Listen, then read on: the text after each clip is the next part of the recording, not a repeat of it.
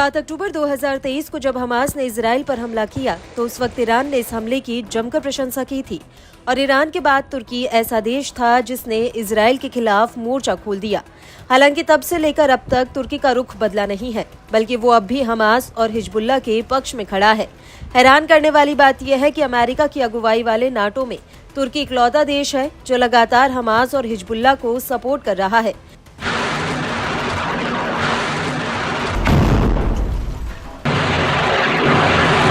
जिसे देखकर ऐसा लगता है कि वो नाटो के भीतर रहकर मिडिल ईस्ट में अमेरिका के हितों के खिलाफ काम कर रहा है।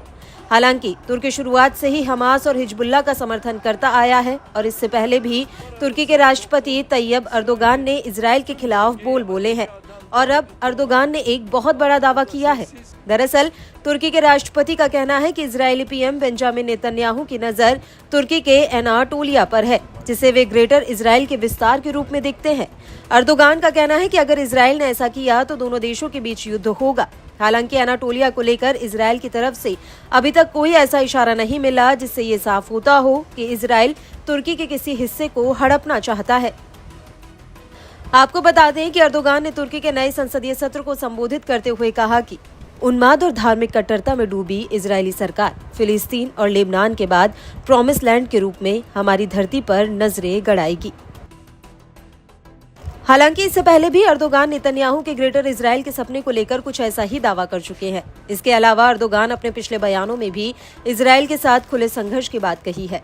28 जुलाई 2024 को अपनी पार्टी की कॉन्फ्रेंस में अर्दोगान ने कहा कि हमें बहुत मजबूत होना चाहिए ताकि इजराइल फिलिस्तीन के साथ ऐसा ना कर सके। जिस तरह से हमने काराबाख में प्रवेश किया, जिस तरह से हमने लीबिया में प्रवेश किया, हम उनके साथ भी ऐसा ही कर सकते हैं। ऐसा कुछ भी नहीं है जो हम ना कर सके, बस हमें मजबूत होना चाहिए।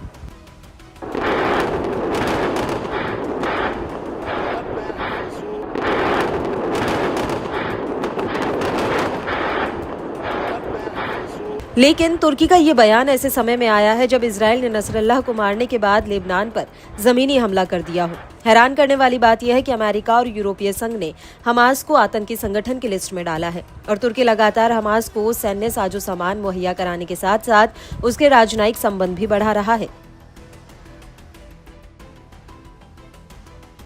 जिसके बीच ऐसी खबरें हैं कि तुर्की हमास को पैसा और हथियारों की सप्लाई कर रहा है जिनका इस्तेमाल इजराइल के खिलाफ हो रहा है। और हाल ही में अर्दोगान ने संयुक्त राष्ट्र से इजराइल के खिलाफ सेना इस्तेमाल करने की मांग की थी। अर्दोगान ने कहा था कि अगर यूएन इजराइल का हमास और हिजबुल्लाह के साथ युद्ध विराम कराने में असफल होता है तो उसे अपनी सेना इजराइल के खिलाफ भेजनी होगी।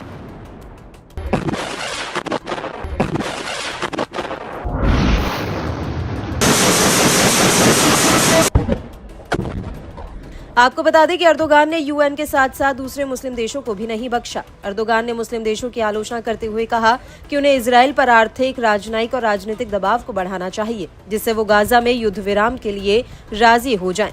और अर्दोगान के इन्हीं बयानों की वजह से मिडिल ईस्ट में अमेरिका और नाटो के हितों को बहुत बड़ा खतरा पैदा हो गया है, क्योंकि एक तरफ तुर्की नाटो का मेंबर है, दूसरी तरफ वो नाटो और अमेरिका के खिलाफ ही काम कर रहा है।